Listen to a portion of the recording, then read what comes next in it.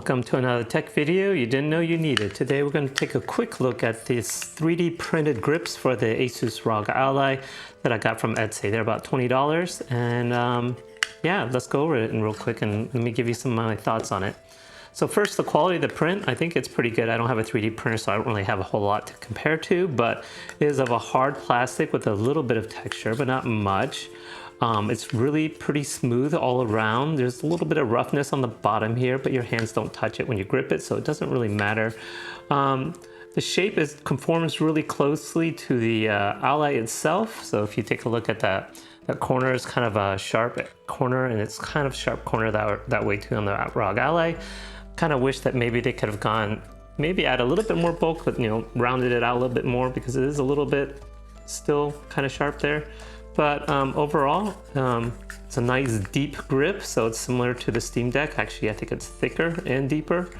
Yeah, let's give it a try. There's some ridges right here that hook into the speaker grill at the very bottom. And then after that, you snap in this piece right here. So this is actually, you can take that out. The bottom is connected, so be very careful not to break it. But then you just snap this piece in and that clasps in place, which is a really innovative attaching mechanism. So you don't really need any kind of adhesive. It's just all purely kind of friction and hook based. So let's go ahead and install them. So make sure you have it separated pretty far. You want to slide it in, and it's not going to scratch your Ally. At least it doesn't seem like it. You just want to make sure you get that bottom grill in place. And so you can see a little bit how it's going to hook in there. And then you just want to close it together. Make sure it's nice and tight. And then I like to even kind of make sure that you push in on this just to make sure the tab is all the way in so there's no chance of separation. Now there's a little bit of a gap, but it's not too bad. But overall, it seems pretty secure and pretty hard to take off. I use a plastic spudger here just to pry this tab open and just to take it off. So I don't think there's much concern of it like separating and coming out of your hands or falling out of the grip while you're using it. So overall, that's pretty good. There you have it.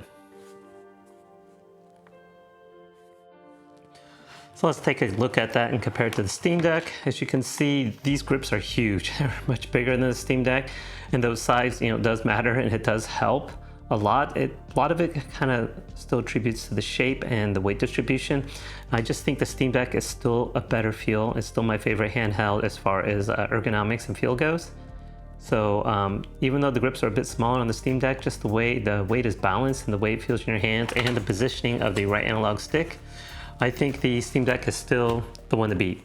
My main problem with the Ally, even with the grips, is still I have to position my right hand quite a bit lower to reach the right analog stick. The other issue I don't like is the reach I have to stretch to get to the trigger, and also to like the Y button, the top face button is a little bit further, so I have to move my hand further up to be able to reach that. And then I'm not quite in the sweet spot for where the grips are. It's still an improvement for sure, but it doesn't feel as good as the Steamdeck. Now, if you have like really big meat hooks for hands, this might be the one for you because it's definitely, I think, designed for bigger hands, which kind of is the whole purpose of these grips, I think. Here it is compared to an Xbox controller. So you can see the grips are even bigger than that, and they don't extend as far out as far as length goes, but the Xbox controller is still my favorite, but these are not bad. Here's a comparison to the Binbok grips, third-party Joy-Cons for the Nintendo Switch, which I think feel great too. As you can see, these grips are just massive. So for case, I use this monstrous case. I bought some third-party case, a nice hard shell case that I use with my Binboks of my Nintendo Switch. So you see it fits pretty good there. It has this kind of mesh pocket up here, so your analog sticks kind of go into this mesh so they're not getting pressured against too much. And this has a nice felt for your screen to protect that, and then just a lot of space for cards. You probably could put micro SD cards in there too if you want, but it also works great for the Ally with these grips-ons. They're a little bit tight, but I think it fits okay. You just kind of center it there, make sure the flap's in between, and then it closes. It's a little bit bulky, so it does close. but it's definitely putting more pressure overall. But I think the sticks are still in that mesh, so you're probably still fine. And as you can see, this is the official case. It's definitely about the same width. It's a little bit width, but it's a lot thicker. So there you go. It also has a nice handle.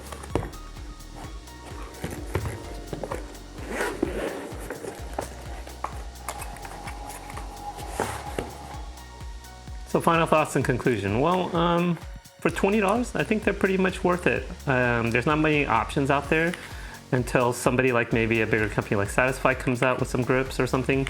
These will do. I definitely think they're an improvement over without the grips. I don't think they're perfect. I think the 0.2 pounds that it adds does throw the balance even further off. So I don't think the weight distribution is great, but having that additional, piece of plastic there that you can grip onto does help. I think the positioning of the joysticks just don't really help in the whole situation. But overall, definitely for $20, it's not bad. I'd say it's worth a try. Well, I hope you found this video informative, and I will catch you in the next one.